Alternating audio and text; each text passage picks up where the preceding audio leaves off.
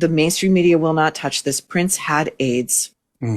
Prince had AIDS. He had HIV. He became a Jehovah's Witness at some point in his life. He refused all medical treatment. His HIV became AIDS. The Daily Mail, in a very lengthy report, picking up on the National Enquirer's exclusive, this was published April 27th, 2016, in the Mail. The headline, Prince, quote, was diagnosed with AIDS 6 months before he died and refused treatment because he believed God would heal him. According to the Enquirer, he was diagnosed with HIV back in the 1990s.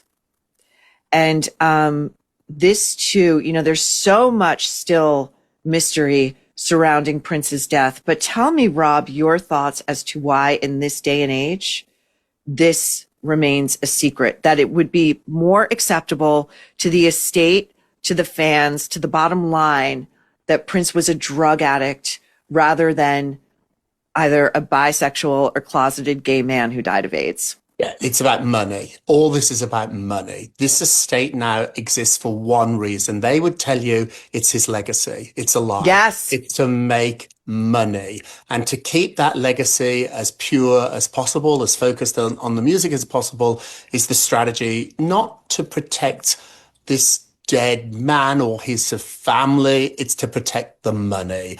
And so this is what this is all about. If they thought for 1 minute they could make more money revealing all Prince's secrets, they would do so.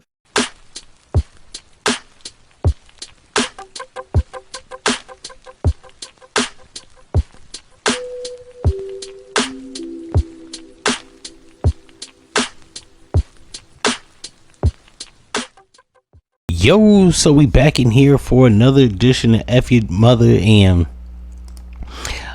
if I was Prince's estate, I sue their ass for libel and defamation because one, his autopsy report specified that it was a drug overdose. Now, me personally, I don't think Prince was a dope head. He was a devout Jehovah's Witness. They said he ate healthy. Probably like a month before he died, he's seen taking a picture on a bike. He looked healthy. He had glamorous skin. The nigga performed. I don't want to say a world tour, but he performed a tour. I don't think anybody with HIV is going out and performing like that. She claims that he had HIV. Nah, let me take that back. She claims that he had AIDS in the 90s. Now, I don't know if that's true, and according to HIPAA laws, I don't know how the fuck they would come by that type of information. So to say that, like, put that on him, especially them making the claim that he was a closeted gay man, or like, and as the old school people like to say, a closeted homosexual. I don't know if there's no proof. The man was married twice. He dated Apollonia. That's not to say that he wasn't, but there's never been no concrete proof. Now, I always say when people make the claim on somebody being gay without there being confirmation, like, there's no video, but even if there was, I'm not watching the shit. I don't know how people that don't I don't know how people make these claims without like any confirmation. I think the speculation to say something like that about somebody without any concrete proof, I think that's totally out of line. I think it's disrespectful, especially like to somebody like Prince. Like, people are hell bent on shitting on the dead, especially black people when they die. He's still slandering Michael Jackson with those allegations that he clearly was found innocent of. So the fact that people are still making these claims about him, even Whitney Houston, did she do drugs? Yeah, possibly cocaine and crack. But like, to slander people when they're no longer here, I think that's some weirdo shit. That's weirdo behavior at best. I think that people like her are sensationalists. They get off on disparaging the dead, especially black people. Everybody likes to disrespect black people when we alive, never mind being dead. So like, this shit needs to be nipped in the bud. If I was Prince's estate, I would sue her, not because it's not true, because, which it's not, but because, like, what's the whole motivation? Like, what's the point other than to shit on people, or other than to shit on the man now that he's not here, and to maybe sell some, I don't know, publications. I don't even know if it looked like the name of her, whoever she works for, the Verve or the Nerve. I couldn't really make out in the corner of it, but I don't know, just to gain notoriety. People are just saying the most outlandish shit just to get just to go viral, get some clicks. It's like, yo, find something to do other than sensationalize bullshit that you can't confirm. My whole thing is, if you can't actually confirm it, you shouldn't say it. And I think people like this need to be taught a lesson that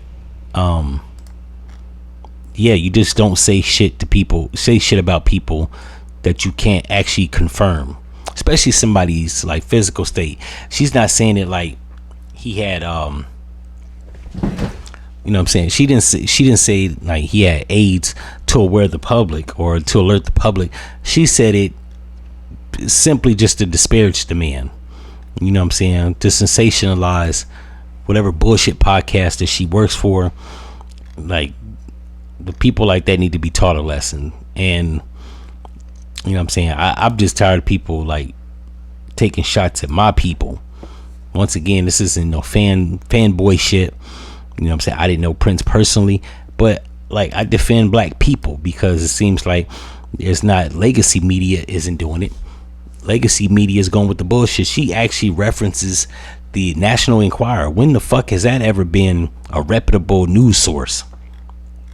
Right? It's like we've gone 30 years from the 90s and motherfuckers are just letting wild shit come out their face. Like 30 years ago, you would never reference the Sun Times, or I think that's what it's called, the Sun Times, the National Enquirer. Those were fucking like the equivalent of what a blog column is, like what they used to call them, tabloids. Those have never been reputable news sources or information pieces. They've always been hit pieces. You know what I'm saying? Hence, back in the days when they used to run stories on Princess Diana, just making up false shit. Shit wasn't true. And people used to get sued for shit like that. I don't know what the fuck. Maybe the Prince's estate, the family ain't really in tune, don't be on social media.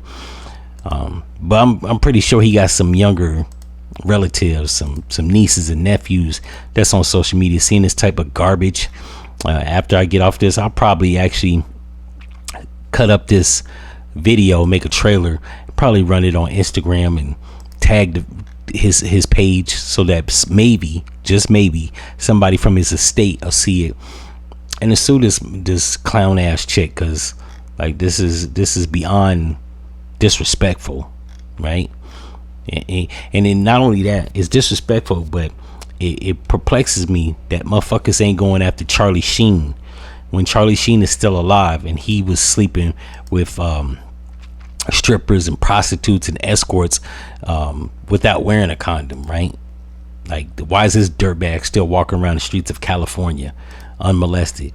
If I'm not mistaken, in the state of California, actually having HIV and exposing people to it is actually a felony.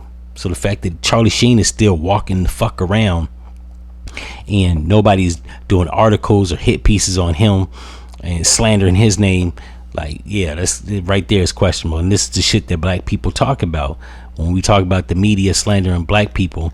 And then people want to say that we're making things about race. It's like, because you're not doing that same shit to people of other hues, right? You're not doing that to people of white skin.